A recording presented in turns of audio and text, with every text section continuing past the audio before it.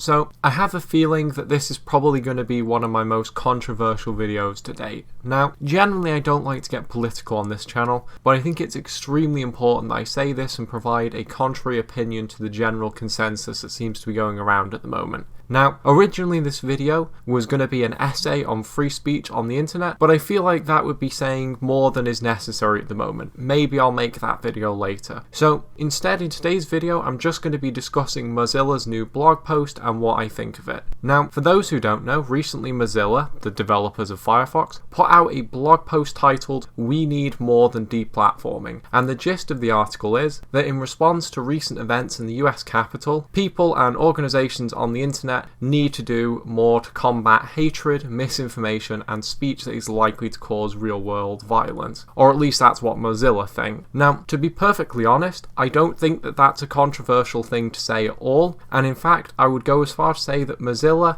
have their heart in the right place here. Misinformation has indeed begun to run rampant online. A 5-minute discussion with older relatives who are heavy Facebook users will tell you that much, because they'll come out with just all sorts of outlandish things that they've come across on Facebook. Now, to back up the points that I was making and tell you why I agree with Mozilla, I'm going to go ahead and go through the article that everyone is so outraged about and tell you what I personally think of it. So, as I said at the start of this video, the article's name is "We Need More Than Deplatforming," which is a statement that I completely agree with. Deplatforming people is not enough. People who spread misinformation are rather like hydras. You remove one of them and two grow back in their place. As well as that, the person who was deplatformed usually goes elsewhere on the internet where it's harder to control them. Now, obviously platforms have the right to platform and deplatform users as they please. For better or for worse, they are private companies that can do whatever they want. But honestly, I think deplatforming is only so effective. Sure, it can stop ideas from spreading and being introduced to new people, but it doesn't really challenge them. Instead, I think a much better idea is to give people the tools to educate themselves on whether something is factual or not.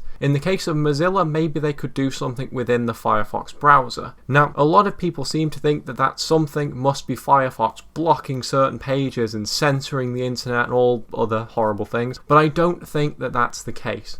Instead, my personal opinion is that the best thing that Mozilla could do is inform Firefox users if they find themselves on a page or news site or in the presence of someone known for spreading misinformation, and then give them the option to optionally check out less biased news sources right in the Firefox browser. In that way, we not only fight the spread of misinformation, but also expose people to alternative views. Now, with all that said, let's actually start reading the article. First, it opens up with the statement that social media played a role in the siege and takeover of the US Capitol on January the 6th, which, honestly, yes, that's totally true. Now, I'm not saying how much of a part it played, I'm just saying that it did. Conspiracy theories suggesting that Trump was the real winner of the election certainly played a large part in this siege, and those theories were certainly widespread all over social media. So Mozilla is absolutely correct with this statement. Continuing on, we see that Mozilla thinks there's been a lot of focus recently on the deplatforming of Donald Trump and whether or not social media platforms have the right to deplatform people like that. And in my view, of course they do. As I said, they're a private company and they have no obligation to platform anyone.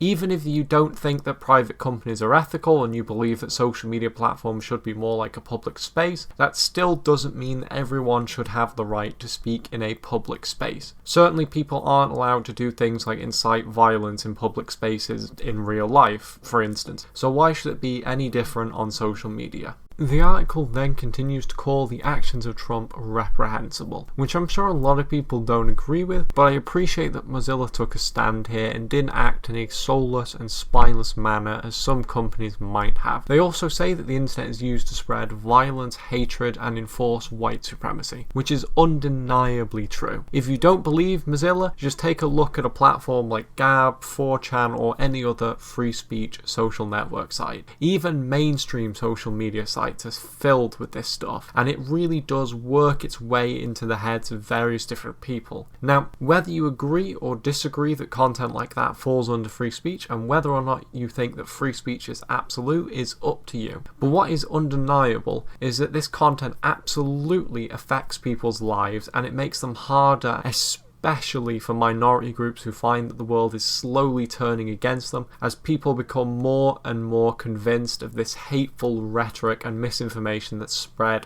through this content. It's certainly not a great position to be in, and as an internet community, if we can do something to combat this, I believe that we absolutely should. The article then continues to go on to say that people like Donald Trump and other politicians exploit the internet to spread hateful ideas, which, once again, I think is true. Politicians absolutely do that. But I think it's more important to point out that there are many, many dangerous people spreading ideas who aren't politicians, many of whom probably aren't even aware that they're doing it. They probably think that what they're sharing is truth. Finally, this paragraph ends with Mozilla stating that we need solutions to fight this misinformation and hatred, which I think anyone who has seen the damage that online hatred and misinformation can cause would absolutely agree with this. We do need to do something before the damage is even caused. Why treat the damage that online hatred and misinformation causes when we can prevent it before it even happens?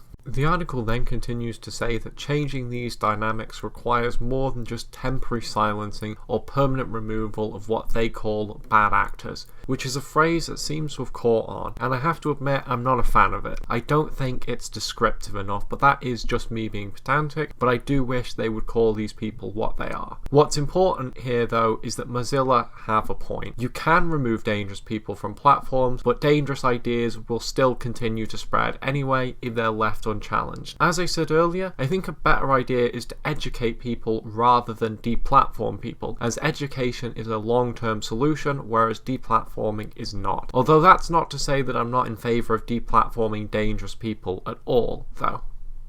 Mozilla then proceed to lay out what actions need to be taken to fight this hatred and misinformation. The first action that they suggest is that the public should know who is paying for online advertisements and who is supposed to be targeted by said advertisements. And I've got to say that is a fantastic suggestion and should surely lead to a greater education of the public as to what potential biases an advert might have as a result of who is paying for it. Certainly that would inhibit the political propaganda campaigns that have been a problem on platforms like Facebook and other platforms like that. So all in all, I consider that to actually be a great suggestion.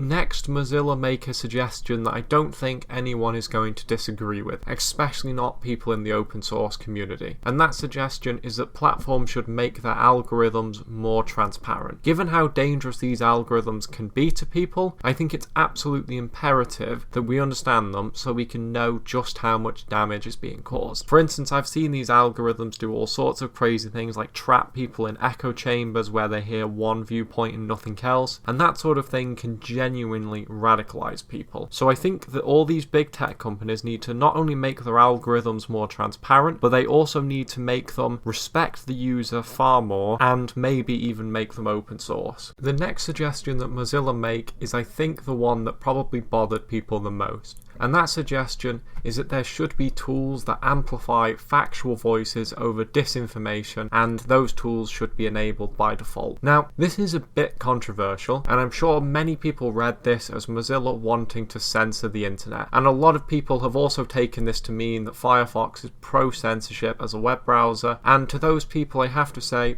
calm down. Mozilla haven't done anything yet, and I don't think that they're going to. Firefox isn't going to become a pro-censorship browser or anything like that. And to be perfectly honest, I think Mozilla is actually correct in this statement. We should give people the tools to find factual voices over fake news, as well as the tools to make sure that people don't accidentally fall down a fake news rabbit hole or whatever. I think all too often people are bombarded with fake news, and it makes it difficult for people to separate fact from fiction. If you actually stop to talk to people, very often you find them coming out with all sorts of outlandish nonsense that they find on social media. So I'm not saying that we should block fake news and stuff, but what I am saying is that we absolutely should give people the tools to separate fact from fiction, whatever form those tools might take. Now, I can't speak for Mozilla, obviously, but it doesn't seem to me that they're in favour of downright blocking things and downright censoring the internet, but rather I think they just want to give people the tools that they can use for themselves to separate fact from fiction. And the way that they say enabled by default would seem to suggest that they even want to give people the option to turn these things off, which, as I always say, more choice to the user is never a bad thing.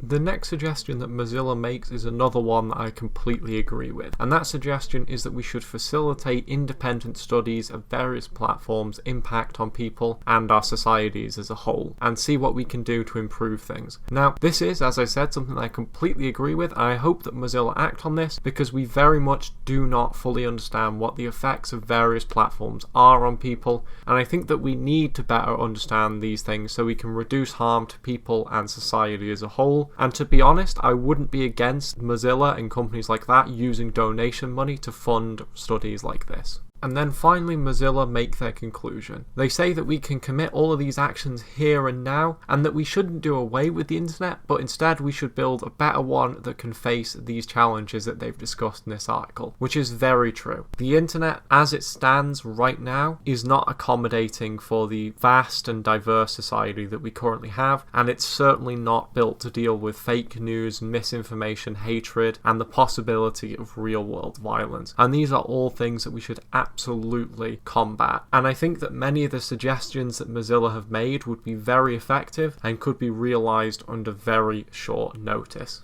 So with all that said, that's the entire article that Mozilla put out. Now, in my personal opinion, and I'm aware that this is an unpopular one, but I actually think that Mozilla is in the right here, and people are blowing this well out of proportion. What Mozilla are suggesting here isn't bad. This isn't internet censorship, which, by the way, internet censorship could be a legitimate concern, but instead it's more about educating people and fighting misinformation and hatred, both of which are very real threats. And in fact, hatred and misinformation are in a very real sense both the enemies of free speech, as both of these things silence certain types of people. For instance, minority groups sometimes have a hard time talking on the internet, sometimes even about things that are mundane, because of hatred and misinformation. So in conclusion, I think that Mozilla is quite right in what they're saying, and I have a lot of respect for Mozilla for actually taking a stance and having an opinion where a lot of large companies wouldn't. So really, I think in the end of this long and controversial video,